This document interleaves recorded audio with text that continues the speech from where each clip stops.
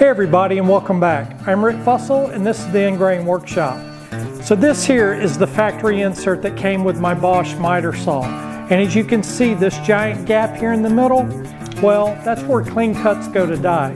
But not today, my friends. Today, we're fixing that. That's coming up next here at the Ingrain Workshop.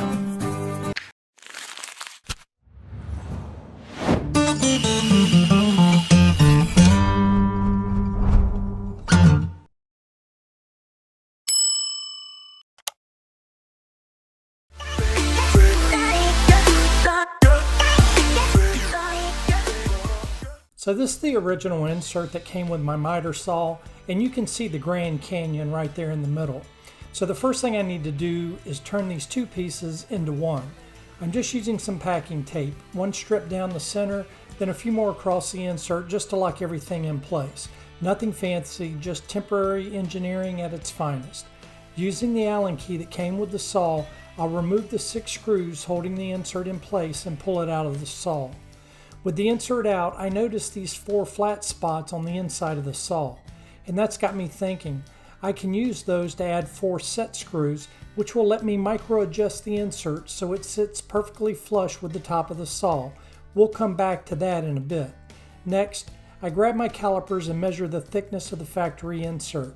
I'm going to make my insert about 3/32 of an inch short so I can fine-tune the height using those set screws later. I grabbed a piece of scrap 1/2-inch plywood from my cutoff cart, slightly oversized, then over at the table saw with my fit set to 5/16 strong, I cut it down to its final thickness. And yes, it probably would have helped if I had turned on the dust collector, but here we are.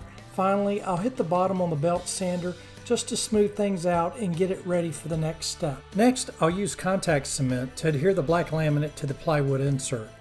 Quick safety note, the fumes are toxic and flammable, so make sure you're wearing a respirator, eye protection, and some gloves, and that your area is very well ventilated. Don't skip that part. I'll apply the contact cement to both mating surfaces using a 4-inch foam roller. I start with 1 coat, let it set up for about 20 minutes, then come back with a 2nd coat and let that flash off for another 20 minutes. The laminate itself is pretty easy to cut. Just score it a couple of times with a utility knife and snap it along that line. I like to cut mine about 1 inch oversized on all sides. Gives me a little room to clean things up later. Since this is a small project, I can bring the 2 surfaces together starting in the middle and working my way out to the edges. If this were a larger piece, I'd use scrap wood as spacers to keep everything separated until I was ready, because once contact cement touches, that's not a bond, that's a life decision.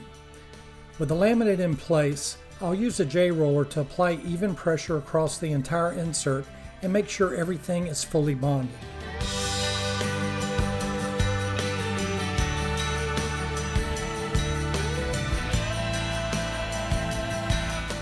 Using some double-sided tape, this is just carpet tape, I'll fasten the original insert to my blank and use it as a router template.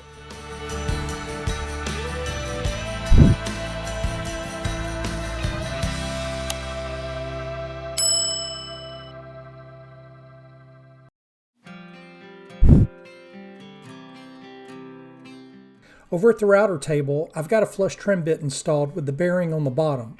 It looks like it's on the top, but the router's upside down, so trust me, the bearing's where it needs to be. I'll let the bearing ride along the original insert and use that to cut the new insert to shape.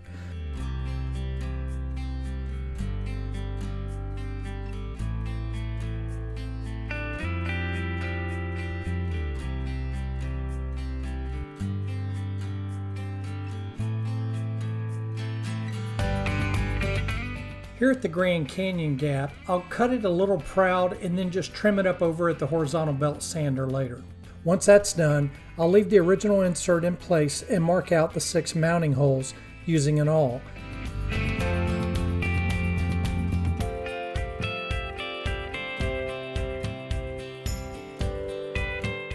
After that, I can remove the original insert from the new one.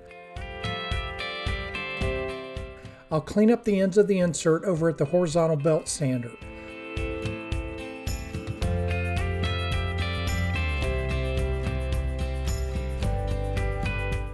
Over at the drill press, using a 3/8 inch Forstner bit, I'll drill a countersink for the 6 mounting screws.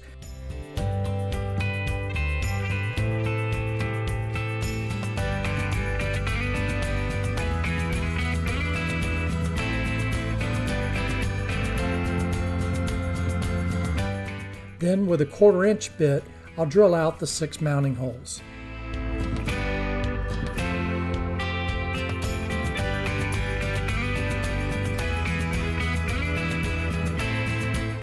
Next, I'll measure and lay out the locations for the set screws.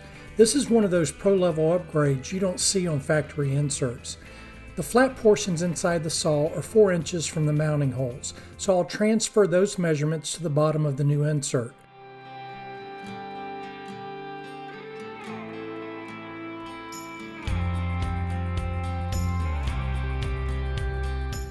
Back at the drill press with a 1/4 inch bit, I'll drill out the 4 set screw locations.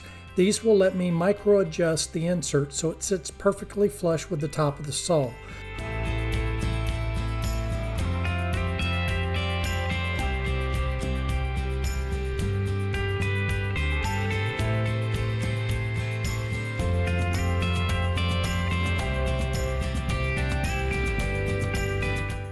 Once those holes are drilled, I'll flip the insert over and add a slight chamfer so the set screws seat cleanly and adjust smoothly. Next, I'll install the 4 set screws. These are 1/4 inch, 20 thread by 3/8 of an inch stainless steel set screws, and I'll leave a link to them down in the description below. Since we're threading these into wood, there's no need to tap the holes. Using an Allen key, I'll just manually thread them into the insert.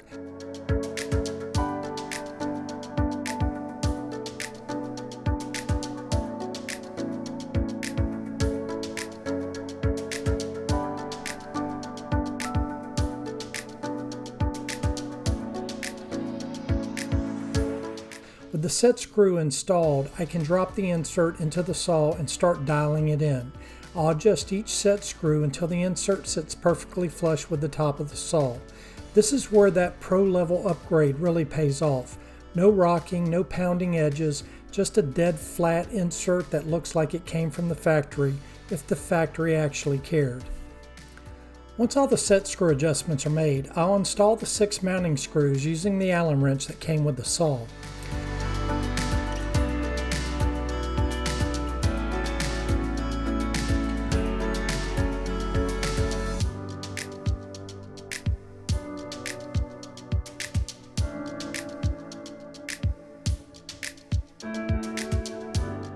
And now we're ready for that virgin cut. I'm not sure if I can say that here on YouTube, but what the heck.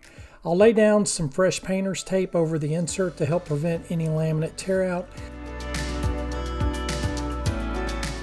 Then make a slow, satisfying cut right down the middle.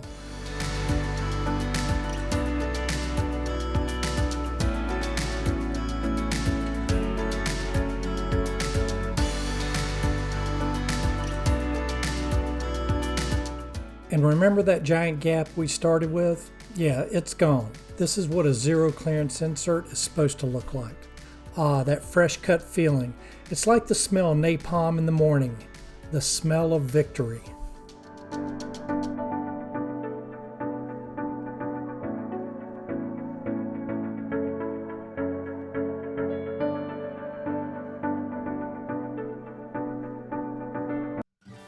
Well, that's going to wrap up this video, and just like that, no more tear out, no more gaps. This zero clearance insert has transformed my miter saw. If this video helped you out, then please hit that like and share button. It really helps out the channel. If you're new to the channel and you like DIY and woodworking projects, then I highly recommend that you smash that subscribe button. It's free and painless, and I'd also ask that you ring that bell icon. That way you can be notified of all our upcoming videos. To all my existing subscribers, I really appreciate all the support that you give this channel. Now, I'll leave links in the video description below to any tools and equipment that I might have used on this build, and I really appreciate you taking the time out and spending some time here in the workshop with me today. As always, I'm Rick with Ingrain Workshop. Until next time, have a wonderful day and God bless.